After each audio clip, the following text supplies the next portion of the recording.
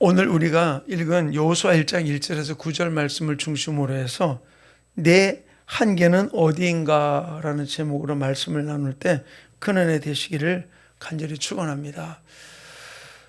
제가 이 목회를 하면서 특별히 또 치유 목회라고 하는 이 부분들을 하면서 저에게 영향을 주었던 사람들은 참 많이 있어요.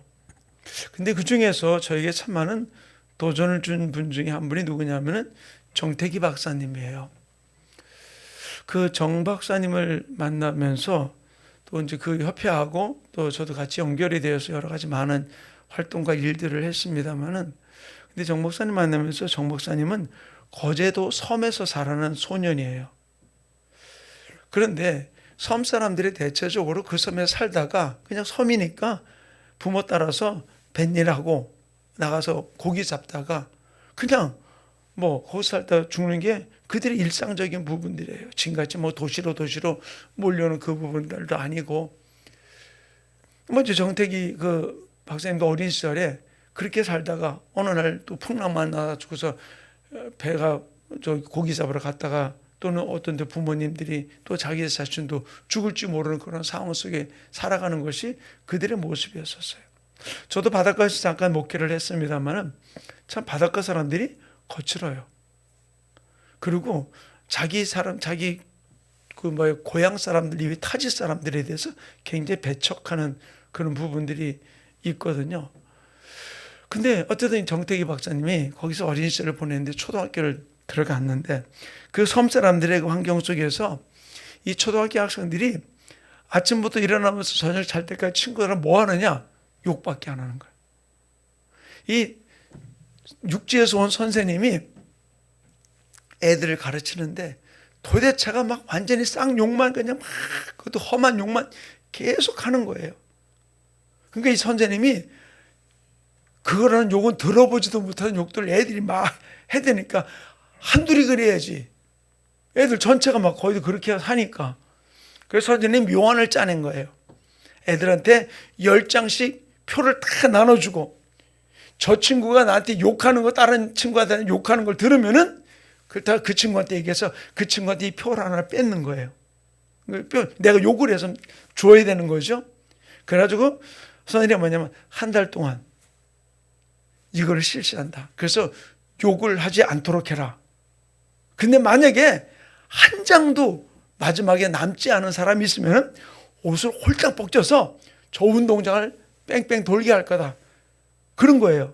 그걸 한 달이 됐어요. 자, 그랬는데, 자, 표 한 장도 없는 사람 나오랬더니 누가 나왔냐면 정태기가 나온 거예요. 근데 선생님이 그 모습을 보면서 너무 놀란 거예요. 그리고 뭐라 했냐면은 그 선생님 앞으로 나오는 태기의 모습을 보면서 그 정 박사님이 듣게, 어린 소녀에게 듣게 말하면, 태기, 난 너를 믿었는데. 태기, 나는 너를 믿었는데. 그러고는 아무 말도 안 하고 약속한 거니까 옷 벗고 나가. 그러니까 이 정태기 어린 학생이 선생님이 말한 대로 했으니까 어쨌든 옷을 벗고, 궁금하진 않죠. 저 팬티까지 다 벗었는지 안 벗었는지 그건 나도 몰라. 그러고는 운동장을 뛰는데 창피한 것도 생각 하나도 안 나고 이 정 박사님이 그러더라고요. 자기 머릿속에 뭐만 나오느냐면 태기, 나는 너를 믿었는데. 태기, 나는 너를 믿었는데. 그 선생님의 그 이야기가 운동장을 도는 내내 자기를 마음을 붙들대는, 자기를 믿어준 사람이 있다는 부분들이 그로 하여금 너무나 큰 충격이 된 거예요. 이게 계기가 되어서 이 정 박사님이 그 초등학교를 졸업하고 중학교를 가고 중학교를 졸업하고 그러고는 고등학교를 가고 그런 서울로 진학을 하고 그런 미국을 유학을 갔다가 오신 거예요. 왜? 나를 믿어주는 선생님이 있다는 그 얘기 한마디예요. 그러면서 정 박사님 뭘 얘기하느냐? 그 선생님의 그 한마디만 없었다면 나는 그냥 그 섬 다른 사람들과 같이 그 섬 사람으로 바다에 살다가 인생을 마치게 됐을 거라고. 그러나 그 선생님 말 한마디가 나를 이 자리까지 오게 했다고. 그리고 정 박사님 또 하나를 소개하면서 자기가 서울에 올라가서 강의를 하는데, 대학원을 강의를 하는데, 많은 나이가 좀 제법 있는 사람들 속에서 젊은 여자 하나가 아주 활기 있게 그 모든 사람 남자들을 다 휘어잡으면서 그 팀을 이끌어가더라는 거예요. 그 과를 이끌어가더라는 거예요. 저 여자 대단하다 그렇게 생각을 했대요. 그러고 하루는 그 자매하고 둘이서 식사할 수 있는 시간이 한 번 있었대요. 그래서 그 자매한테 참 자매는 너무 대단하다고, 당당하고 자신감 있는 그 모습이 너무 좋아 보인다고, 뭐든지 할 수 있을 것 같다고. 근데 이 자매가 그 얘기를 들으면서 눈물을 툭툭툭툭 흘리더래요. 그 자기 지난날 얘기하는데 자기가 경상북도 영주 사람이래요. 영주에서도 한참 들어가는. 그래서 부모님들이 자식을 낳게 낳는데 교육을 시킬 수 있는 능력이 안 되는 거예요. 그래가지고서 뭐 먹을 것도 없고 입을 것도 없고 추운 겨울에도 호빠지 하나 그거 입고서 그냥 겨울이건 여름이건 내내 사는 거래요. 이제 자기는 초등학교는 어쩔 수 없이 그냥 다니고 이제는 진학이라는 걸 생각도 못한 그런 모습이었는데, 어느 날 자기가 주번이 돼가지고서, 이 주번은 어떻게 마지막 애들 다 정리하고 난 다음에 그 일지를 가지고 교무실에 갖다 주잖아요. 교무실을 들어가려면 문을 싹 여는데 갑자기 선생님들 소리 대화가 들려오는데 자기 이름을 부르대는 거예요. 자기 이름을. 그러면서 뭐라 그러느냐? 그 아무개는 뭔가 큰일을 할 아이야. 뭔가 큰일을 할 아이야. 그 얘기를 하더라는 거예요. 근데 이게 들어갈 수가 없다라는 거예요. 그래서 조용하게 그 앞에다가 그 주번 일지를 놓고는 문을 닫고는 집어넣는데 계속 자기 머릿속에 뭐가 도느냐? 아무개는 나는 큰일을 할 아이야. 큰일을 할 아이야. 그 얘기를 듣고 그 다음부터 이 아이가 그 말이 자기를 붙들고 있다는 거예요. 근데 이제 중학교를 지나가려고 그러니까 부모님이 찾아와서 우리는 애를 할 수도 없다고. 그래가지고서 근데 선생님이 뭐냐면 아니라고. 내가 얘를 보낼 때는 어머니는 허락만 하라고. 그래가지고 이 선생님이 중학교를 입학을 시키면서 뭐랬냐면, 옛날에는 왜 학생 중에서 왜 그 선생님 뒤 보조하는 뭐라고 그래요? 소사를 아이를 시킨 거예요. 그러니까 소사하면서 학교 공부를 하니까 모두 월삭금이나 모든 것을 학교에서 다 내준 거예요. 그러고는 중학교를 졸업을 하게 됐는데 자기는 고등학교를 가야 돼. 뭔가를 할 일이 하기 위해서. 그래서 중학교를 가고 고등학교까지 영주에서 마친 거예요. 근데 이제 대학을 가야 되잖아요. 대학을 가는데 연세대학교에 합격을 한 거예요. 영주 시내에서 서울에 지나가는 아이가 없었대요. 막 진짜 난리가 난 거죠. 근데 자기는 돈이 하나도 없는 거예요. 그래서 내가 곰곰이 생각하다가 영주 시내에서 최고 부자가 누구냐? 그 사람을 찾아갔대요. 그 당당하게 그 어른 앞에 무릎을 꿇고 이 아가씨가 얘기를 했대요. 나는 뭔가 큰일을 해야 될 사람인데 내가 이렇게 대학에 합격했는데 선생님, 어르신, 나를 믿고 4년 동안 장학금을 대주세요. 그럼 내가 졸업한 후에 반드시 갚겠습니다. 그러니까 이 어른이 자기 앞에서 이렇게 당당하게 이야기하는 이 아이 모습을 바라보면서 알았다. 그리고는 연세대학교 정외과를 가는데 거기에 장학금을 4년 동안 대준 거예요. 근데 4년을 다 대주진 않았대요. 왜? 아르바이트를 하면서 과외를 하면서 나머지 부분을 보충했기 때문에. 그리고는 약속한 대로 보내주었던 장학금을 다 갖다 갚은 거예요. 그리고는 이제 4학년 졸업하고 회사에 취직을 했는데 펜대를 굴리고 있다 보니까 어떤 생각이 드느냐? 나는 뭔가 큰일을 할 사람인데 이렇게 펜대 굴리다 끝날 사람이 아닌데, 그래가지고 때려치우고 대학원을 온 거예요. 자, 두 사람의 케이스에 정 박사님의 이야기하고 한 아가씨 이야기예요. 두 사람을 변화시킨 게 바로 무엇입니까? 선생님이 했던 말 한마디가 그들의 삶 속에 아무것도 없는 그 상황 속에서 나는 할 수 있다라는 그 믿음으로 나아갔을 때 그들이 길이 열리게 되었던 것이죠. 사랑하는 성도님, 한 인간이 하는 이야기에도 사람은 변화돼요. 근데 천지만물을 창조하신 하나님이 우리를 향해서 뭐라고 말씀하십니까? 내가 너와 함께 할 것이다. 주님 말씀하세요. 얼마 전에 한 1년 전일 거예요. 제가 드라마를 안 보는데 쇼츠로 이렇게 묶어놓은 프로그램을 하나를 좀 보게 되었어요. 어떤 한 사람이 말단으로 들어가가지고서 최고 높은 대표까지 자리에 올라간 거예요. 근데 그 대표까지 올라갔을 때 그때 그 함께 도와줬던 한 사람이 그 여자에게 이렇게 물었어요. 이 자리에까지 올라온 것에 대해서 만족하십니까? 그러니까 이 여자가 무슨 얘기를 하냐면은 내 한계를 왜 남들이 결정을 해? 나도 다른 일 할 거야. 나 이 대표에 머무르지 않을 거야. 자, 우리 한번 가만히 보세요. 이 땅을 살아가면서 나의 한계는 어디라고 생각하십니까? 오늘 제목을 제가 그랬죠. 내 한계는 어디인가? 여러분의 한계는 어디라고 생각하세요? 자, 내가 생각하는 만큼만 바라보면은 그게 내 끝이에요. 우리의 한계를 무엇으로 결정합니까? 내 상황이 이러하니까, 내 능력이 이것뿐이니까 나는 할 수가 없어. 그러나 나는 이렇게 살다가 그냥 끝날 거야. 누구도 나를 인정해 주지 않으니까.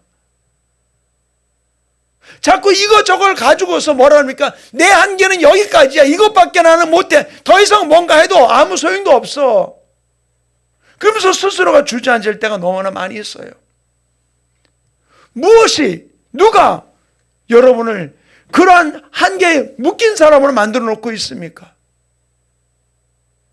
저는 우리 수만교회 모든 성도들이 사람이 말하는 한계가 아니라 주님이 말하신 그까지 끝까지 달려가는 아름다운 주인공 되기를 간절히 축원합니다.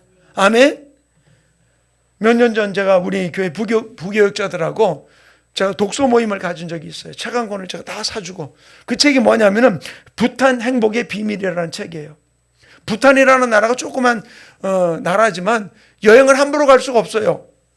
가난한 나라인데도 불구하고 여행 허가를 받아야 되고, 또 여행 가서도 내 마음대로 돌아다니지 못하고 가이드 한 명이 붙어가지고 그 사람이 이끄는 대로만 갔다 와야 돼요. 왜? 그 부탄이라는 나라는 외부의 세력에 의해서 자기나 나라가 오염되는 거, 환경이 오염되는 거를 철저하게 막고 있는 나라예요. 근데 왜 그 나라를 여행하고 싶어 하느냐? 저도 가고 싶은 나라 중에 하나이기도 해요. 근데 이 나라는 국민소득이 3,000달러 1인당. 그러면 우리나라 돈으로 한 500만 원 정도밖에 안 되는 거예요. 1년 소득이. 근데 행복 1위예요. 부탄이라는 나라가. 왜 그럴까요? 그때 부탄 나라의 왕이 자기는 왕의 지위를 스스로 내려놓은 사람이에요. 그리고는 민주공화국을 만들어 놓고, 그리고는 국회의원들을 만들어 놓고 그들 통해서 모든 일을 할 수 있게, 자기는 명목상 왕으로만 있는, 그 모든 정치는 국회의원들이 할 수 있게 만들어 놓고 그들이 자발적으로 모든 일을 하게 만들어 놓고, 자기는 어떤 권력을 가지고 나가는 것이 아님을 만들어 놓으면서 그 나라가 이렇게 나가고 있는데, 행복지수가 그 나라가 높은 이유가 바로 무엇이냐? 다른 것 아니에요.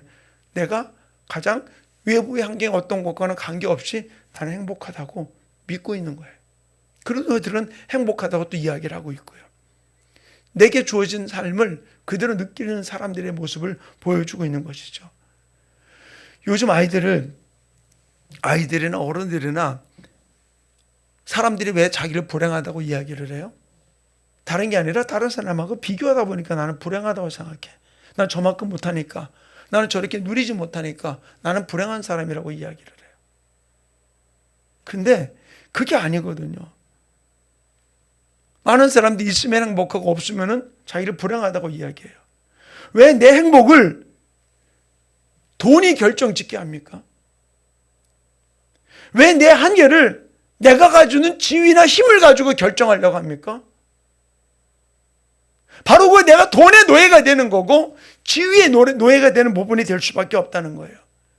그래서 하나님은 이스라엘 백성들에게 뭘 이야기해 주고 있느냐. 자, 신명기 33장 29절은 이렇게 기록해 놓고 있어요. 자, 우리 한번 읽겠습니다. 시작. 이스라엘이여, 너는 행복한 사람이로다.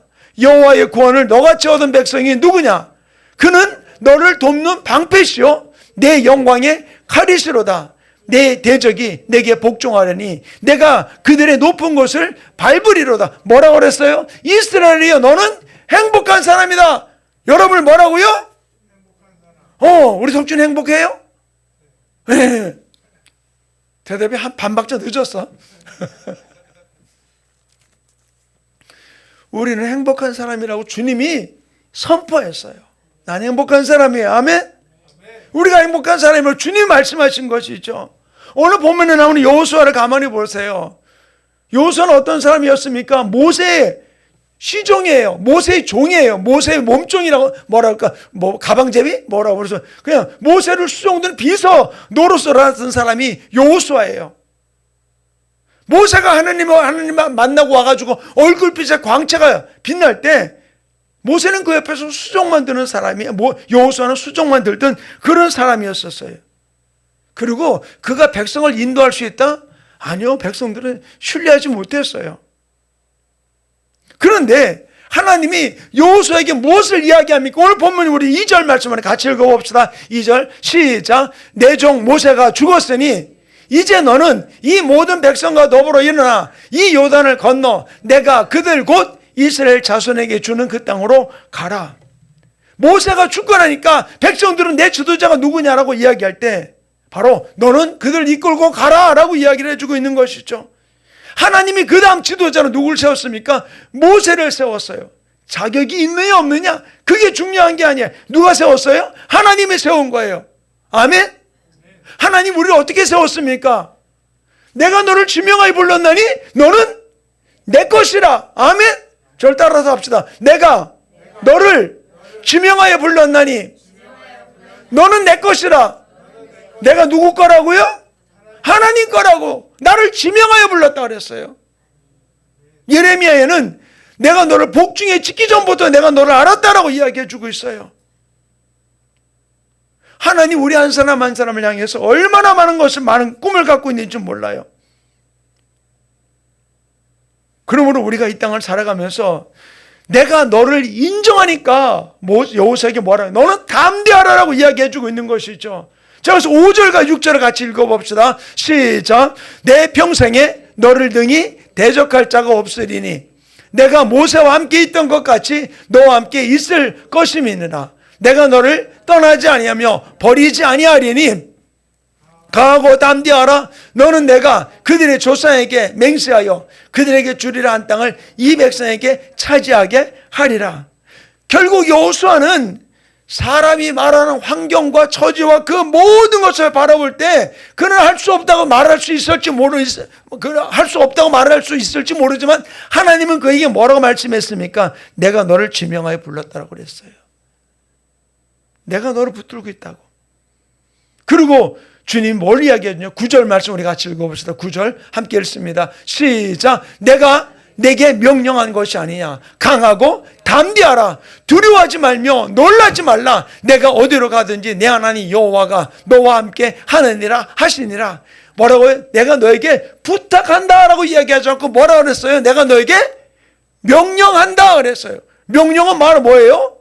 지켜도 되고 안 되는 게 아니라 꼭 지키는 거예요. 내가 너에게 명령한다는 이야기는 우리가 하라는 얘기가 아니라 당신이 우리에게 명령한 거, 내가 너를 지키겠다는 얘기, 그 입에서 나간 말을 반드시 내가 실행하겠다는 의지를 가지고 주님이 말씀해 주고 있는 거예요.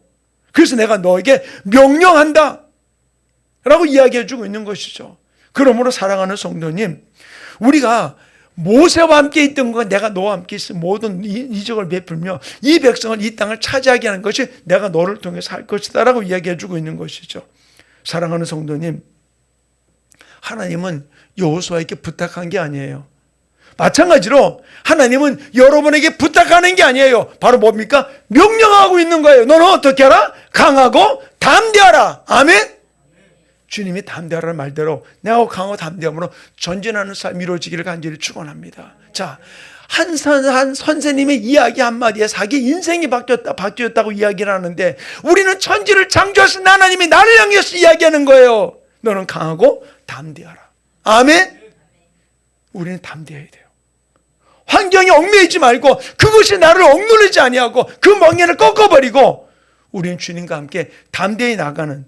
그래서 내 한계는 뭐예요? 내 주머니에 돈이 아니고 내가 가진 어떤 환경이 아니라 하나님이 나를 끌어가는 데까지 나 올라가는 내 한계는 누가 알아요? 하나님만 아시는 거예요. 아멘. 그러므로 하나님 손에 붙들려 달려가는 귀한 주인공 되기를 간절히 축원합니다. 하나님 우리에게 명령하는 거예요. 강하고 담대하라. 환경을 두려워하지 말아라. 환경에 대해서 놀라지 말아라. 왜 내 자신의 삶을 다른 사람이, 환경이 결정하게 내 거기다 맡깁니까? 내 환경이 이러니까 나는 못해. 내 처지가 이러니까 못해. 왜 거기다 맡겨요? 내 한계를 왜 다른 사람이 결정하게 만들어 놓습니까? 아니요. 내 한계는 누가 결정했어요? 하나님이 결정한 거예요. 아멘? 그러면 하나님이 말씀하시는 대로 우리는 강하고 담대함으로 주님을 바라보며 나가는 아름다운 주인공 되기를 간절히 축원합니다. 나 인도자 되신 주님이 나에게 뭐라고 말씀했어요? 너는 강하고 담대하라. 내가 모세와 함께 있던 것 같이 너와 함께 있을 것이다. 아멘. 그 주님이 나와 함께 있음을 우리 고백하면서 주님 끝까지 어떤 일들 속에 내 환경이 말하는 소리에 내 환경이 나에게 심어놓은 그 일 앞에 내가 주저앉는 자가 되지 아니하고 그 한계를 뛰어넘어서 강하고 담대하게 주님 말씀 따라 달려가는 하나님의 사람들에게 나를 붙들어 달라고 우리 주여 삼창 어떻게 동성으로 기도합니다. 주여 주여 주여. 하나님 아버지 하나님 은혜를 베풀어 주시고 축복해 주셔서